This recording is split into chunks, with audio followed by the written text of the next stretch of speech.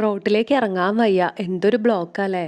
ഓണത്തിന് മുമ്പും ശേഷമായിട്ട് കുറേ കല്യാണങ്ങളൊക്കെ വരുന്നുണ്ട്. അപ്പോൾ ഒരു സാരി എടുക്കാമെന്ന് വിചാരിച്ച് ഞങ്ങൾ ഇറങ്ങിയതാ. വടക്കുന്നാഥൻ്റെ മുന്നിലെത്തിയ ഒരു വീഡിയോ എടുക്കാതെ പോകുന്നത് എങ്ങനെയാ? തൃശ്ശൂർ എത്തിയപ്പോഴേക്കും തന്നെ ഉച്ചയായി. അപ്പോൾ പിന്നെ ഭക്ഷണം കഴിച്ചിട്ടാവാം ഷോപ്പിങ്ങിന് കരുതി. ഞങ്ങൾ വന്നത് കായിസ് കിച്ചണിലായിരുന്നു കേട്ടോ. ഒരു 10 മിനിറ്റൊക്കെ വെയിറ്റിംഗ് ടൈം ഉണ്ടായിരുന്നെങ്കിലും വെയിറ്റിംഗ് വേർത്തായിരുന്നു. 1:30 ആയപ്പോഴേക്കും അവിടുത്തെ ചിക്കൻ ബിരിയാണിയൊക്കെ കാലിയായി. ഞങ്ങൾ പിന്നെ ഓർഡർ ചെയ്തത് റാവുത്തർ ബിരിയാണിയും ഒരു ബീഫ് ബിരിയാണി ആയിരുന്നു. രണ്ടും എനിക്ക് നല്ല ഇഷ്ടമായിട്ടോ. പിന്നെ ഇവിടുത്തെ ഒരു പ്രത്യേകത എന്താണെന്ന് വെച്ച് കഴിഞ്ഞാൽ റൈസ് അൺലിമിറ്റഡാ. നമ്മുടെ മന്തിക്കൊക്കെ കിട്ടുന്ന പോലെ റൈസ് എത്ര വേണമെങ്കിലും കിട്ടും.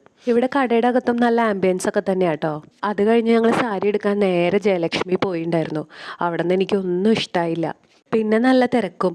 അവിടെ നിന്ന് സാരി ഒന്നും കിട്ടാത്ത വിഷമത്തിൽ വീഡിയോ ഒന്നും എടുത്തില്ല. പിന്നെ പുളിമുട്ടിൽ വന്നിട്ടാണ് ഒരു സാരി കിട്ടിയത്.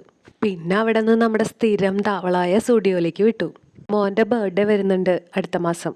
അപ്പോൾ പിന്നെ അവനുള്ള ബർത്ത്ഡേ ഡ്രസ്സും കൂടെ എടുക്കാമെന്ന് വിചാരിച്ചു. ഈ കോട്ട് സെറ്റ് ആട്ടോ ഞങ്ങൾ അവന് വേണ്ടിയിട്ട് എടുത്തിട്ടുണ്ടായിരുന്നത്. കുഞ്ഞു കുട്ടികളാകുമ്പോൾ ട്രയൽ റൂമൊക്കെ പുറത്ത് തന്നെ. അങ്ങനെ ട്രയലൊക്കെ നോക്കി കുഴപ്പമില്ലാന്ന് തോന്നിയപ്പോൾ ഞങ്ങളത് എടുത്തിട്ട് പോന്നു.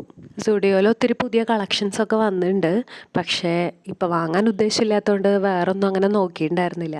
കണ്ടില്ലേ രണ്ടാളുടെ സ്നേഹം. ഇത്ര നേരം തല്ലൂട്ടൊക്കെ കഴിഞ്ഞിട്ട് ഇപ്പം കൂട്ടായതിൻ്റെ സ്നേഹപ്രകടനമാണ് കേട്ടോ. പിന്നെ ബില്ലൊക്കെ പേ ചെയ്ത് നേരെ വീട്ടിലേക്ക് വിട്ടു. സന്ധ്യയ്ക്ക് മുമ്പേ വീടെത്തി.